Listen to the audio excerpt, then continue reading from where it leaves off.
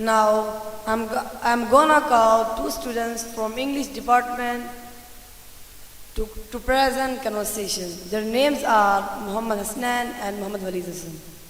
Assalamu alaikum wa rahmatullahi wa barakatuh. Wa alaikum assalam wa rahmatullahi wa barakatuh. How are you, my bro?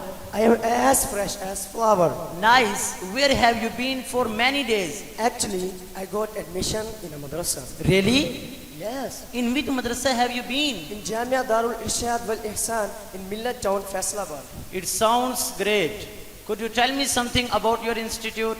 Why not? It is the institute where the Islamic and worldly subjects are taught together.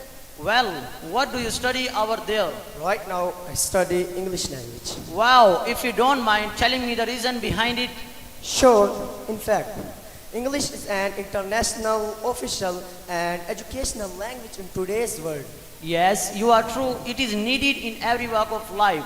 Well, what kinds of subjects does your institute offer? In the very first year, we study Arabic language, and second year, English language.